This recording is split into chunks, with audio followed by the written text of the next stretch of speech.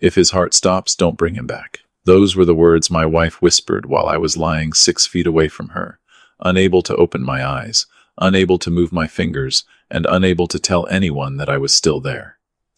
I could hear her voice. I could hear every word. But I couldn't do anything to stop what she was saying. After 30 years of marriage, I never imagined the woman who promised to stand beside me through sickness and health would one day discuss letting me go while I was still fighting to return. Please, before we continue, make sure to subscribe to the channel and let us know in the comments where you are listening from today. My name is Matt Harris, and 3 days earlier, my life changed in a way I never saw coming. I was driving home from work when a delivery truck ran a red light and crashed directly into my SUV. The impact was so powerful that everything went dark in a matter of seconds. The last thing I remembered was the sound of metal breaking and the feeling that something had gone terribly wrong. When I opened my awareness again, I was surrounded by darkness. At first, I thought I was dreaming. I couldn't see anything. I couldn't move. I couldn't speak.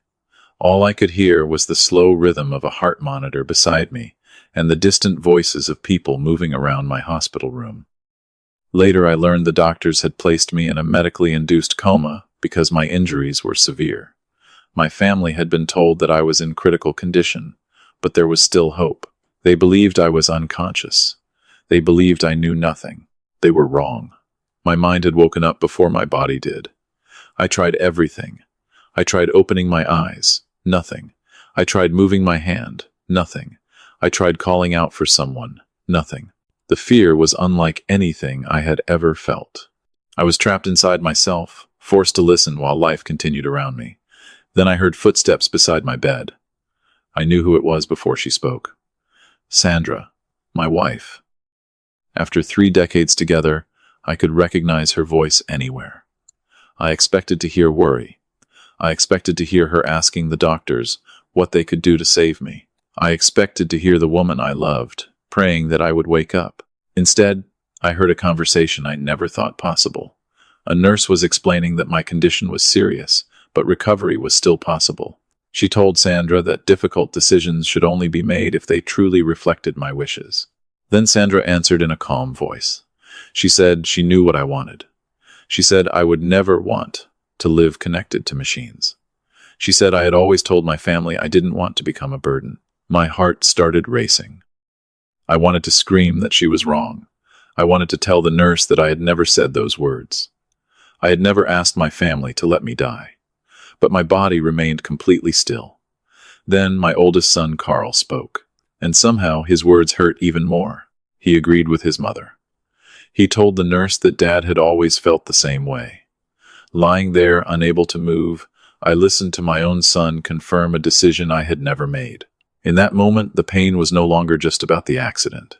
It was about realizing that the people closest to me were already preparing for a future without me. I still didn't know why they were doing it. I didn't know what they hoped to gain. But I knew one thing. Something was wrong, very wrong. And as I lay there pretending to be unconscious, I made a decision. I would not reveal that I was awake. Not yet. Because before I opened my eyes again, I needed to know what my family was truly planning while they believed I would never wake up. I stayed completely still after Sandra left the room, but my mind was racing. I kept telling myself there had to be another explanation. Maybe my wife was scared. Maybe Carl was simply repeating what he thought I wanted. Maybe I was hearing fear instead of betrayal. I wanted to believe that because accepting the truth felt impossible. Then the door opened again. This time, I heard several voices. Sandra came back. Carl was with her, and then I heard Adrian, the boy I had raised since he was 6 years old. For years, I never introduced him as anything except my son. I helped him through school, taught him about business, and gave him a position at Harris Supply, because I believed he would protect what I had spent my life building. Hearing him beside my hospital bed should have made me feel safe. Instead, it made me listen more carefully. Nobody spoke at first. I heard chairs moving across the floor. Someone sat beside me. Then Adrian asked quietly, "Did you sign it?" My heart tightened. I had no idea what document he was talking about. Sandra answered in a low voice, "Yes." The doctor accepted it. There was a short pause before she added, But he hasn't agreed to anything else yet. Keep your voice down. That sentence stayed with me. He hasn't agreed to anything else yet. What else was there? I wanted to open my eyes. I wanted to demand an explanation. But I forced myself to remain still. If they believed I was unconscious, they would keep talking. And I needed to know what they were hiding. Carl was the next one to speak. What happens with the trust fund? His voice was quiet, but there was no sadness in it. He wasn't asking how I was going to recover. He was asking what would happen if I didn't. Sandra told him they would discuss finances later. But Carl continued. He wanted to know how quickly things could be handled if I never woke up. The words hit me harder than I expected. My son was not sitting beside his father's bed hoping for a miracle. He was already thinking about what came after. Then Eva arrived. My daughter. For a brief moment, I felt a small sense of relief. She walked in and kissed my forehead. She asked Sandra whether there had been any improvement. I wanted to believe she was different. I wanted to believe at least one of my children was focused only on me. Then she asked a question that changed everything. Did you find Dad's estate documents? I felt my chest tighten. She wasn't asking about my condition. She was asking about paperwork. Sandra told her there was no need to worry because Adrian was already handling the business situation. Harris Supply couldn't stop just because I was unconscious. Employees needed someone making decisions. Adrian spoke next. His voice was calm and professional, the same voice he used when speaking during company meetings. He said the company needed stability. He said people were looking for leadership. He said someone had to step in while I was unavailable. Unavailable. That word bothered me. Not recovering, not healing. Unavailable, like I was a position waiting for someone else to fill. Carl asked the question I was afraid to hear. Does that mean Adrian takes over permanently? Nobody answered immediately. The silence in that room said more than words could. Finally, Adrian said, if Matt doesn't come back, somebody has to. I lay there in darkness, listening to someone I had raised talk about my company, as if my absence was an opportunity. I had spent my entire life building Harris Supply. Every long day, every difficult decision, every sacrifice was for my family. I believed the company represented security for the people I loved. I never imagined they would start dividing that security while I was still fighting to survive. Sandra eventually stopped them. She told everyone they needed to be careful because nurses could enter at any moment. Again, what worried her was not the conversation itself. What worried her was being heard. After they left, I remained alone with the sound of the machines beside me. I went over every word in my mind. Carl was asking about money. Eva was asking about documents. Adrian was discussing control of my company. Sandra was managing the conversation and answering questions she should never have needed to answer. I still didn't know what they had done. I didn't know whether anything illegal had happened, but I knew this was no longer just a family scared about losing me. They were preparing for a world without me before they knew whether I would return to it. And that realization changed something inside me. I stopped trying to wake up for them. I stopped trying to prove I was still there. Instead, I made a decision. I would stay silent. I would let them believe I knew nothing. Because before I opened my eyes again, I needed to discover exactly what my family planned to do with everything I had spent my life protecting. I stayed silent because, for the first time since the accident, silence was the only advantage I had left. I wanted to open my eyes. I wanted to look at Sandra and Carl and ask them how they could stand beside my hospital bed and talk about my life as if I was already gone. But I knew if I did that, I would lose the only thing protecting me, the truth. The moment they knew I could hear them, every conversation would stop. Every explanation would be prepared. Every mistake would disappear behind excuses. I would only hear the version of the story they wanted me to believe. So I made a decision that was harder than anything I had ever done. I decided to let them think I was still unconscious. I decided to become the man they believed I was. Helpless, confused, unaware.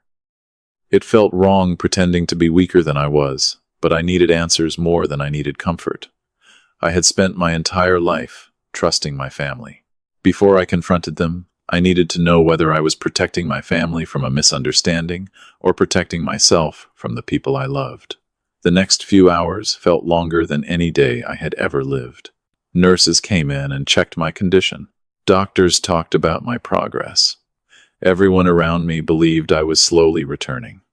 I gave them small signs that my body was beginning to respond, but I held back the truth. I didn't open my eyes.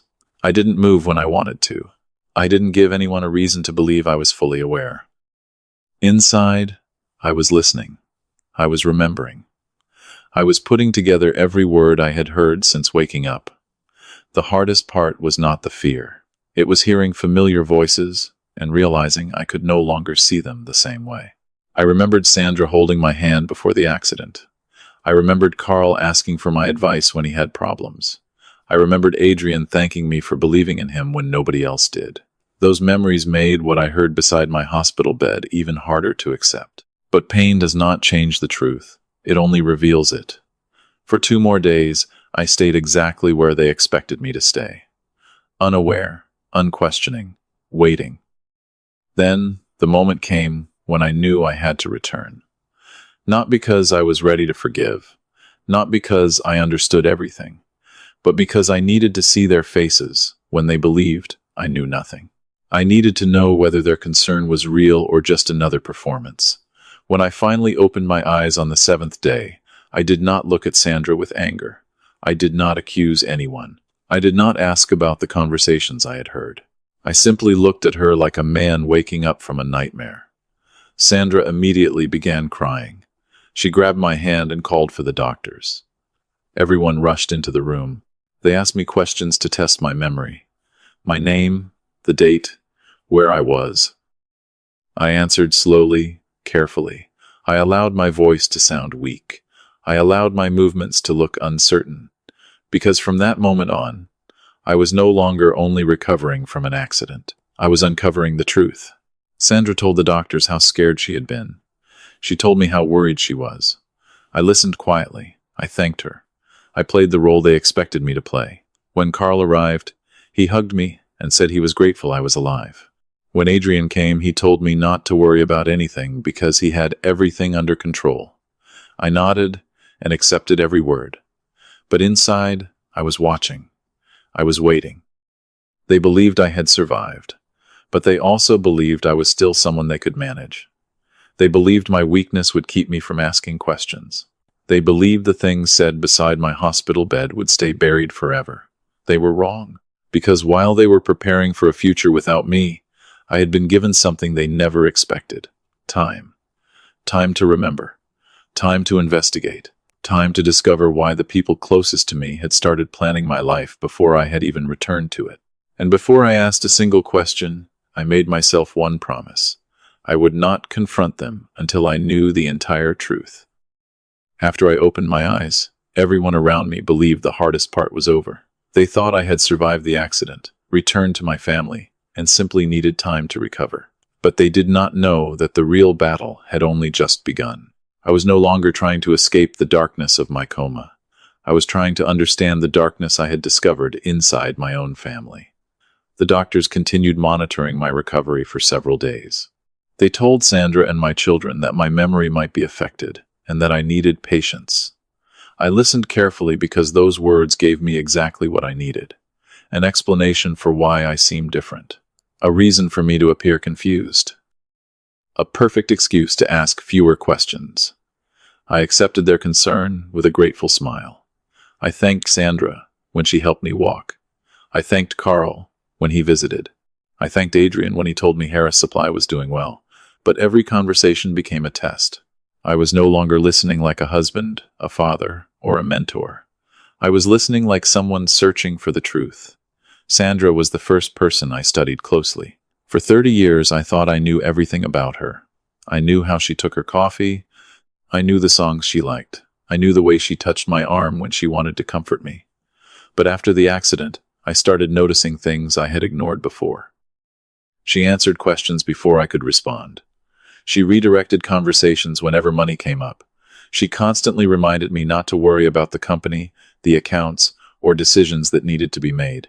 At first, I told myself she was simply trying to protect me. That was what a loving wife would do. But then I remembered the hospital room. I remembered her voice saying she didn't want me to become a burden. And every time she smiled at me, I wondered which version of Sandra I was seeing. The wife who had shared my life for 3 decades, or the person who had already started planning for a life without me. Carl was different. He visited often and acted like a concerned son. He brought food, asked about my pain, and told me how lucky we were that I survived. But whenever the conversation moved toward the company or my finances, his attention changed. He asked careful questions disguised as concern. Are you feeling strong enough to look at business reports yet? Do you remember everything from before the accident? Simple questions. Innocent questions. But I noticed the pattern. He wasn't only asking about my health. He was trying to understand what I knew. Adrian was the one I watched most carefully. Maybe because his betrayal would hurt the deepest. He was the child I chose. The one I raised. The one I believed would continue my work after I was gone. When he visited, he always appeared professional and calm. He talked about employees, schedules, and company decisions. He told me not to worry because he had everything under control. Those words should have comforted me. Instead, they reminded me of the conversation beside my hospital bed. If Matt doesn't come back, somebody has to. I wanted to ask him what he meant. I wanted to ask why he was already preparing to take control while I was still fighting to wake up. But I stayed quiet. Because anger reveals less than patience. The more I pretended to be weak, the more comfortable they became. They stopped choosing their words carefully. They started discussing things around me because they believed I could no longer challenge them. A few days after returning home, I noticed something that confirmed my suspicions. Sandra handled the mail before I saw it. Adrian answered business calls before they reached me. Carl stopped asking what I wanted and started asking what needed to be done. Slowly, they were removing me from decisions that had always belonged to me, not because I was unable to make them, because they believed I would never notice. Every night after Sandra fell asleep, I wrote down everything I remembered. The conversation about the DNR, the questions about the trust fund, the discussion about the company, the strange phone call Sandra received in the hospital. I wrote down dates, names, and exact words.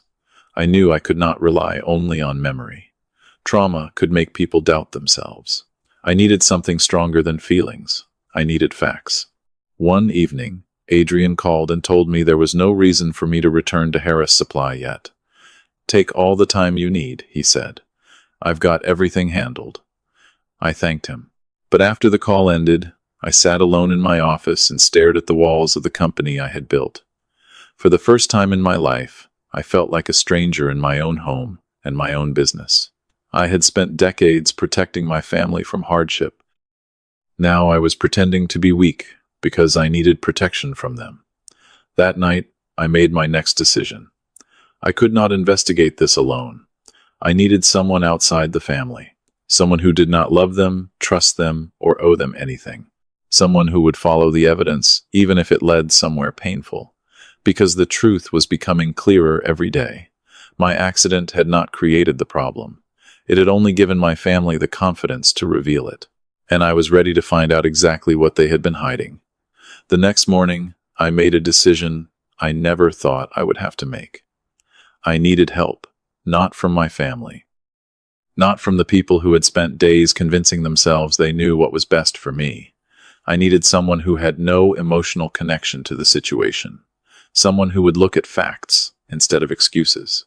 Someone who would not hesitate to tell me the truth, even if that truth destroyed everything I believed about my family.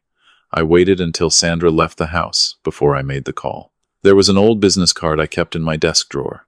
The name on it was Ray Bennett. I had met Ray years earlier during a complicated business dispute. He had always been direct, careful, and impossible to manipulate. More importantly, he had never represented Sandra, Carl, Ava, or Adrian. That was exactly why I chose him. When I arrived at his office, Ray immediately noticed something was wrong. He asked me what happened, and for the first time since waking up, I told someone the entire story. I told him about the accident. I told him about waking up inside my own body. I told him what Sandra said about the DNR. I told him about Carl asking questions about the trust fund. I told him about Adrian discussing control of Harris Supply. When I finished, Ray remained silent for several seconds. He did not react with anger or surprise. He simply looked at me and asked one question. "Does your family know you remember any of this?" I shook my head. "No." Ray leaned back in his chair. "Then don't tell them." That was exactly what I needed to hear. Not because I wanted revenge. I didn't. I had no desire to destroy my own children or publicly punish my wife. I wanted something much simpler. I wanted the truth. Ray explained that suspicion alone was not enough. A family discussing inheritance while someone is seriously ill might be painful, but pain is not proof. If there was wrongdoing, we needed evidence. Real evidence. Documents. Financial records. Signatures. Transactions. Anything that could separate emotion from reality. Before leaving his office, Ray contacted a private investigator named Frank Dolan. Frank specialized in financial investigations and had spent years uncovering hidden transactions, false records, and corporate misconduct. When Frank arrived, he did not ask me what I believed happened. He asked what I knew. That question stayed with me, because for the first time, I realized I needed to stop thinking like a betrayed husband and father. I needed to think like someone searching for facts. I gave Frank every detail I remembered. Names, dates, conversations. I told him about Harris Supply and Adrian's role as vice president. I explained that Adrian had access to certain company operations, but I did not know how far that access went. Frank listened carefully and took notes. Then he asked about Sandra. I hesitated before answering. "She has access to some household finances," I said. "But she has never been involved deeply in the company." Frank wrote that down. "And Adrian?" "I trusted him," I answered. The moment those words left my mouth, I felt the weight behind them. Trust was exactly what made this hurt. I had not given Adrian a job because he was the most qualified person in the world. I gave him a chance because he was family. I wanted him to succeed. I wanted him to know he belonged. After the meeting, Ray gave me strict instructions. Do not confront anyone. Do not suddenly change your behavior. Do not let them know you are investigating. The biggest mistake people make when they are hiding something is believing they have already won. If they think they are safe, they make more mistakes. I returned home and continued playing the same role. The recovering husband. The tired businessman. The man who needed more time before returning to normal. Sandra asked where I had been. I told her I had gone for a short drive because I needed fresh air.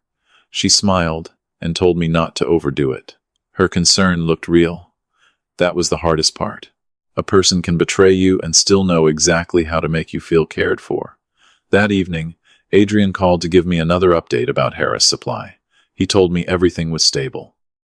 He said employees were confident. He said I should focus only on my recovery. I thanked him. I even told him I appreciated everything he was doing. But after we ended the call, I sat alone in the dark and wondered what everything really meant. Over the next several days, I changed nothing. I acted exactly as I had before. I let Sandra believe I trusted her. I let Adrian believe I was not ready to return. I let Carl and Eva believe I remembered nothing important from the hospital. Meanwhile, Ray and Frank began looking into the things I could not see. The company records, the financial activity, the documents created while I was unconscious. I knew the process would be painful. I knew the truth might hurt more than the suspicion. But I had already crossed the hardest line. I had accepted that the people I loved might be hiding something from me. Now I needed to discover exactly what it was. And whatever they had been preparing while I was lying helpless in that hospital bed, I was finally preparing for them. The first report from Frank Dolan did not prove what I feared, but it confirmed something was wrong. And sometimes, the first sign of betrayal is not a confession. It is a question that nobody can answer. Frank called me 5 days after beginning his investigation and asked me to meet him at Ray's office. His voice was calm, but I could tell from the way he spoke that he had found something important. When I arrived, Frank already had several folders spread across the table. He did not waste time with small talk. He placed one document in front of me and pointed to a company name I had never seen before. Cooper Logistics, LLC. Do you know this company? He asked. I looked at the name again. No. Frank nodded slowly. That's what I was hoping you'd say. He explained that Harris Supply had been sending regular payments to Cooper Logistics for nearly 3 years. The transactions were recorded as ordinary business expenses, freight services, transportation costs, equipment handling. On paper, nothing seemed unusual. But when Frank started digging deeper, the details stopped making sense. Cooper Logistics had no warehouse, no employees, no trucks, no real business operation. It existed mostly on paper. I felt a strange numbness spread through me as I listened. A company I had spent my entire life building had been sending money to another company that, according to the records, barely existed. Who owns it? I asked. Frank slid another document across the table. The answer was a name I already knew, Adrian. For several seconds, I simply stared at the paper. I wanted to reject it. I wanted to say there had to be a mistake. Adrian was the child I raised. The boy who used to sit beside me at the kitchen table while I helped him with homework. The young man I encouraged when he doubted himself. The person I brought into Harris Supply because I believed he would protect my legacy. But the documents were sitting right in front of me. Facts do not care about the memories we wish were true, Frank continued explaining. The payments were structured carefully. None of them were large enough to immediately attract attention. They were broken into smaller amounts that looked normal for a company like Harris Supply. That was why the scheme had survived for so long. It was not one dramatic theft. It was thousands of small decisions designed to remain invisible. How much? I finally asked. Frank opened the next folder. He showed me the total amount connected to Cooper Logistics. More than $500,000. I leaned back in my chair and closed my eyes. The number itself was not what hurt the most. Money could be earned again. Companies could recover. What hurt was knowing someone I trusted had spent years quietly taking from something I built for the people I loved. I asked Frank when the payments began. 3 years ago, he said. That answer changed everything, because it meant this had started long before my accident. My coma did not create the opportunity. My accident simply gave Adrian a reason to believe he would never be questioned. Frank showed me the timeline. The payments increased over the last 18 months. Around the same time, Adrian became more involved in daily company decisions. He had slowly moved closer to the areas where he could control information. He knew which reports I reviewed. He knew which expenses I questioned. He knew exactly how much distance he needed to keep between himself and the money. Did anyone else approve these transactions? I asked. Frank did not answer immediately. That silence worried me. He turned to another page. Most of the payments carried Adrian's approval, but several required a second authorization because they exceeded internal limits. He pointed to the signatures. At first, I did not recognize the name because my mind was still trying to process everything. Then I saw it clearly. Sandra Harris, my wife. My hand tightened around the edge of the folder. Are you sure? I asked. Frank explained that they were still verifying everything, but preliminary evidence suggested Sandra's approval appeared on multiple transactions connected to Cooper Logistics. I felt the room become quieter. Until that moment, a part of me had been holding on to one hope. Maybe Adrian had betrayed me alone. Maybe Sandra and the others had simply been confused, frightened, or manipulated. But seeing her name on those documents created a different kind of pain. This was not someone making a mistake. This was someone signing something, someone making a choice. Ray reminded me to stay calm.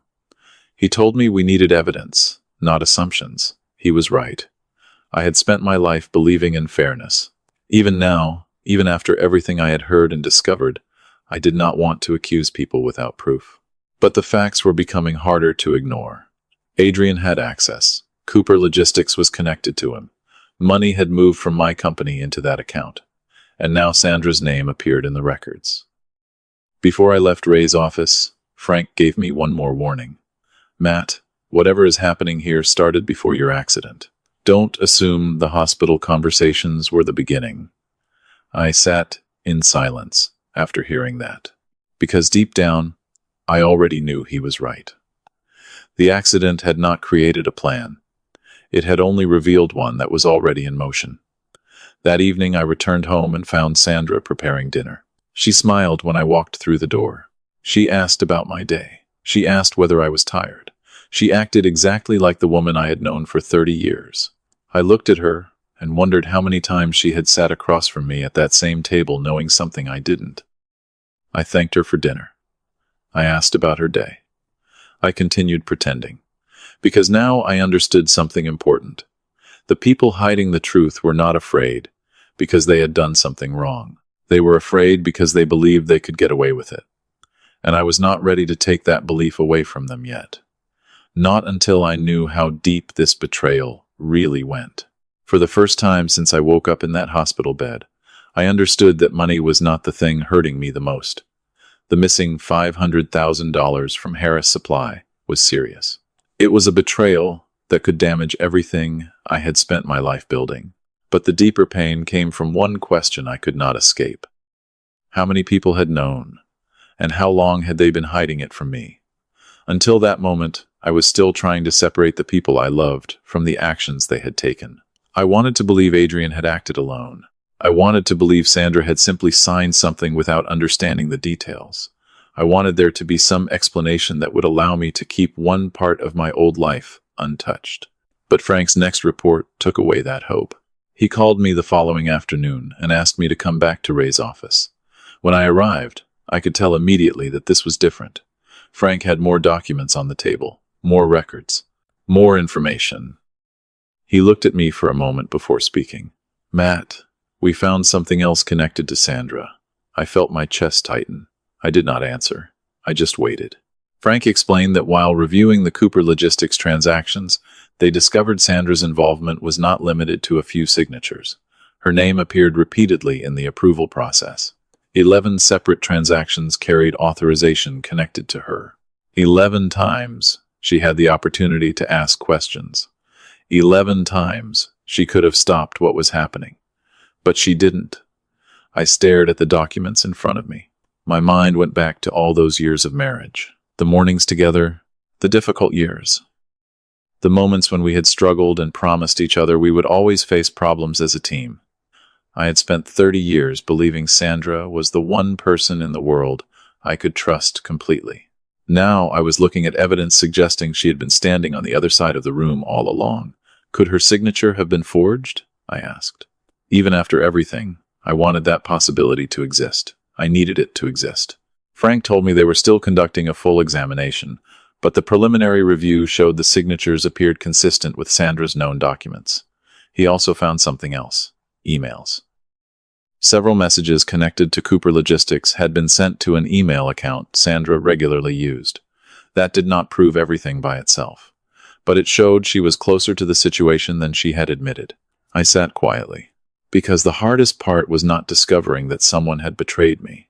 The hardest part was realizing that I had spent years trusting someone who may have been making choices against me while standing beside me. Then Frank placed another folder on the table. Matt, there is something unrelated to the company, but I think you need to see it. I opened the folder slowly. Inside were photographs. The first image showed Sandra leaving a restaurant with a man I did not recognize. The second showed them together outside a hotel. My hands became cold. Who is he? I asked. Frank answered quietly.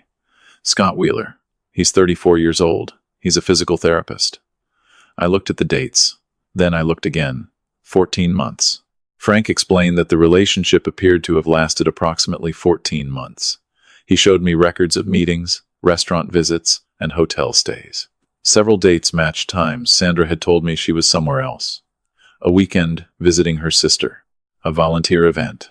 A short trip with friends. All those explanations suddenly looked different. I did not feel the anger I expected. I thought I would feel rage. I thought I would want answers immediately. Instead, I felt something much heavier. Grief. Because betrayal does not only take away trust, it forces you to question your own memories. I thought about every conversation I had with Sandra during those 14 months. Every time she said she was tired. Every time she said she needed space. Every time I believed her. I closed the folder. I did not need to see more. The evidence had already told me enough. Ray asked me what I wanted to do. For a moment I had no answer. I had spent my entire life solving problems. Business problems. Financial problems. Problems on behalf of my family. But this was different. How do you solve losing faith in the person who slept beside you for 30 years? Finally, I said the only thing I knew for certain. Don't tell her yet. Ray looked surprised. I explained why. If Sandra knew I had discovered everything, she would warn Adrian. They would start protecting themselves. They would destroy evidence. They would change their story. I was not ready to confront them. Not until I understood the entire picture. When I returned home that evening, Sandra was in the kitchen making dinner. She smiled when she saw me. She asked how my day had been. She kissed me on the cheek. A month earlier, that simple moment would have felt comforting. Now it felt like watching someone perform a role. I looked at the woman I had loved for 30 years and wondered how long she had been living two different lives. I answered her questions. I smiled when necessary. I acted like the same husband who still trusted her. But inside, something had changed forever. I was no longer trying to find out whether my family had betrayed me. I already knew they had. Now I needed to know how many of them were involved, and how far they were willing to go to protect what they had taken. Because if Sandra had been part of this from the beginning, then the hospital conversation was not a moment of panic. It was a glimpse of a plan that had been waiting for the right opportunity, and my accident had given them exactly what they needed. They thought I was too weak to fight back. They were about to learn how wrong they were. I thought discovering Sandra's betrayal would be the hardest truth I had to accept. I was wrong, because after losing trust in my wife, the last thing I expected was to discover that my own daughter had known about the damage happening inside Harris Supply and chose silence over honesty. When Frank called me again, I already knew the investigation had reached another level. His voice was more serious than before. "Matt, we found something connected to Eva." For a moment, I said nothing. I wanted to believe this would be different. I wanted at least one of my children to have made a mistake without choosing to betray me. But the truth rarely arrives in the way we hope. When I arrived at Ray's office, Frank placed a new folder in front of me. This time, there were no questions about Sandra. No questions about Adrian. It was about my daughter. Eva had discovered Cooper Logistics almost a year earlier. According to the records, she noticed unusual payments while helping with company paperwork. She saw transactions that did not make sense. She saw a company receiving money from Harris Supply without clear evidence of real services. She had enough information to ask questions. She had enough information to come to me. But she didn't. I looked at the dates again, hoping I had misunderstood something. "Are you sure she knew what it was?" I asked. Frank nodded carefully. He explained that knowing about suspicious transactions was not the same as proving she understood every detail of Adrian's scheme. But there was something that made her silence impossible to ignore. Shortly after Eva discovered the payments, money started moving from Adrian to her. Not large amounts, not enough to completely change her life, but regular payments. Month after month, they were labeled as reimbursements and personal loans. On paper, they could have looked innocent. But the timing told a different story. Eva found something that could have damaged Adrian. Then money started appearing in her account. I sat back in my chair and closed my eyes. Somehow, that hurt more than if she had taken a large amount, because it meant she did not need a fortune to stay silent. She only needed enough to look away. I thought about Eva as a child. I remembered teaching her how to ride a bicycle. I remembered helping her with school projects. I remembered every time she called me when she needed help. I never expected her to protect me from the world. But I believed she would protect me from being harmed by the people closest to me. Frank then showed me another piece of information. An employee named Glenn Ferris had noticed the same problems with Cooper Logistics. He had even overheard an argument between Eva and Adrian at the office. According to Glenn, Eva confronted Adrian after finding one of the suspicious invoices. She knew something was wrong. She knew enough to be concerned. But after that conversation, she stopped asking questions. She stopped investigating. And shortly afterward, the payments began. I felt disappointed, but I also felt something else, a strange sadness. Because Eva was not like Adrian. She was not the person creating the scheme. She was someone who saw the wrong thing happening and decided that staying quiet was easier. And sometimes, silence causes just as much damage as action. I asked Frank one question. Did she know what happened after my accident? He looked at the records. We don't know exactly what she knew about the hospital conversations. That answer mattered. I did not want to accuse her of things we could not prove. Even after everything, I needed to separate facts from anger. That was something I had always taught my children. Responsibility mattered. Truth mattered. When I returned home that evening, Eva called me. She asked how I was feeling. She sounded worried. For a moment, I almost wanted to tell her everything. I wanted to ask why she stayed silent, why she accepted money from Adrian, why she watched something wrong happen inside a company that had supported her entire life. But I stopped myself. Not yet. I needed to know more. I needed to understand whether Eva was protecting Adrian, protecting herself, or simply too afraid to face the truth. Because there was still one thing I had not discovered. How far did this plan go? How many people knew? And who had been waiting for me not to wake up? By then the answer was becoming painfully clear. The accident did not create the betrayal. It only gave everyone involved a reason to stop pretending. And now I had enough information to understand one thing. Before I confronted my family, I needed to make sure they could never hide the truth again. For nearly a month, I carried the truth alone. Every morning, I woke up beside Sandra and acted like the man she believed I was. Every afternoon, I listened to Adrian talk about Harris Supply, as if he already belonged in my chair. Every time Eva called, I heard the hesitation in her voice, the guilt she tried to hide. They all believed I was recovering. They believed I was still too weak to understand what had happened. They were wrong. During those weeks, Ray and Frank continued preparing the evidence. They organized everything carefully because I did not want anger to control my actions. I did not want revenge. I wanted accountability. There was a difference. Adrian's file was the largest. The records from Cooper Logistics. The hundreds of thousands of dollars moved from Harris Supply. The documents connected to the false authority changes made while I was unconscious. Sandra's file contained the suspicious approvals, the evidence connected to her involvement, and the information about Scott Wheeler. Eva's file contained the records showing she knew about Cooper Logistics and chose silence. Carl's file was different.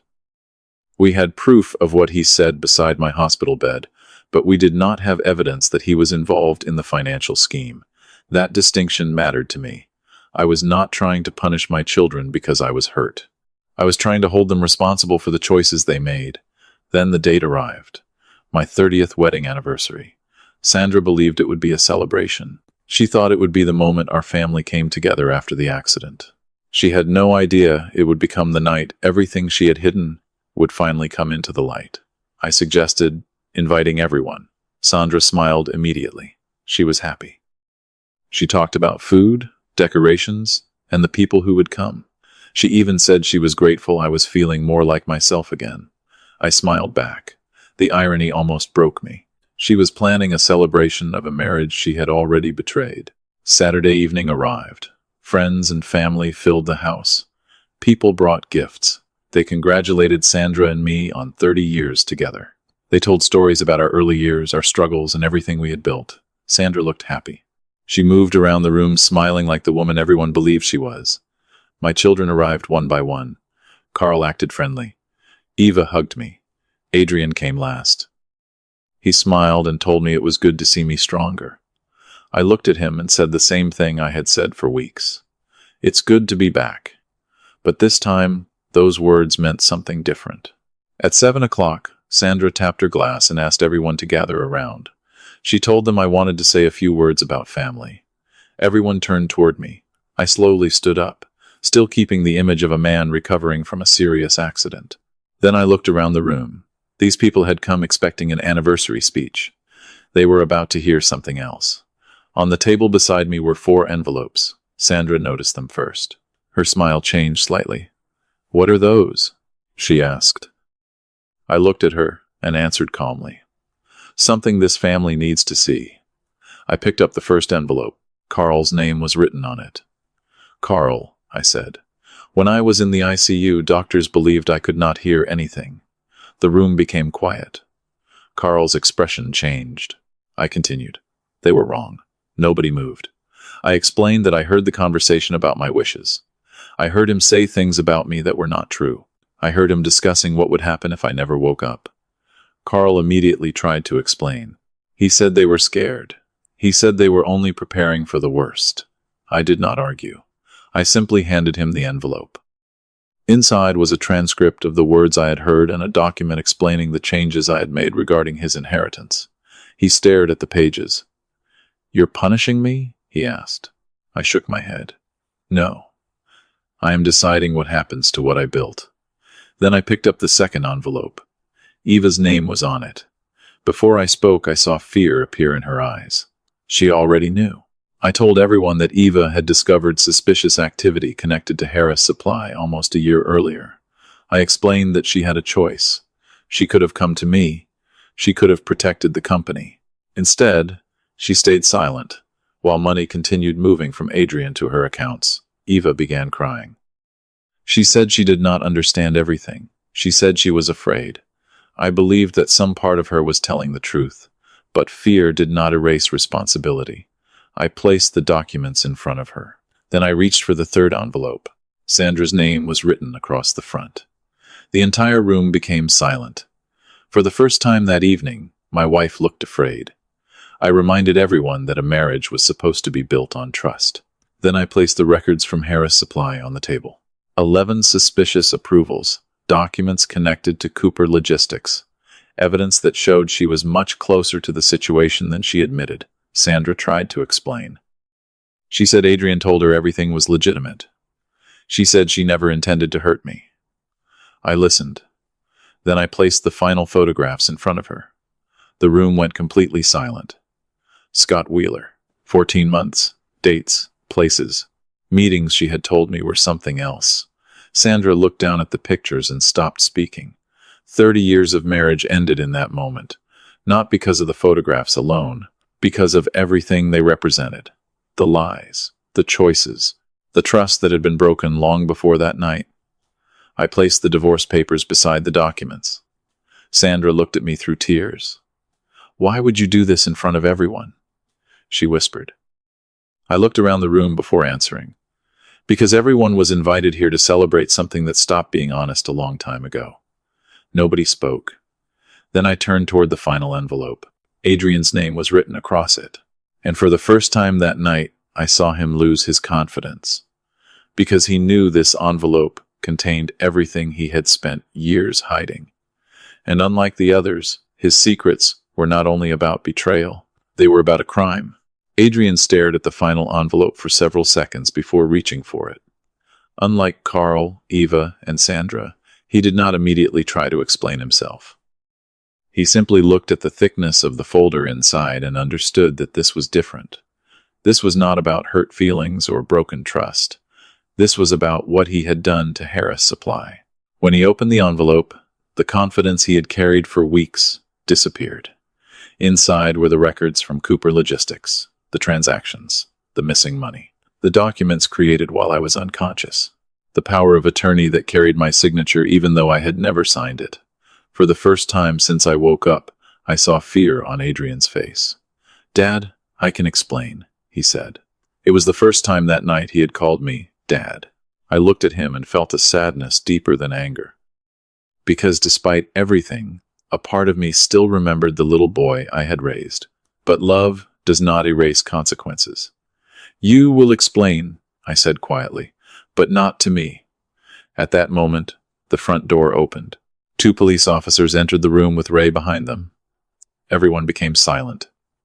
Adrian looked from me to the officers, finally realizing that this was never just a family argument. The evidence had already moved beyond our home. The officers explained that Adrian was being arrested as part of an ongoing financial investigation involving Harris Supply. He tried to defend himself.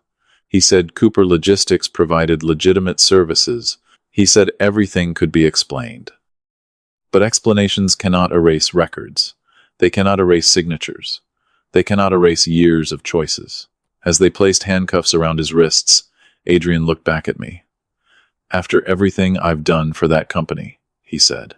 I almost laughed, but not because it was funny, because the statement revealed how far he had lost his way. "Everything you've done for that company?" I asked. "I gave you that company because I believed in you. I trusted you because you were my son long before you were my employee." He lowered his eyes. "That part was real," I continued. "What you did with that trust was your choice."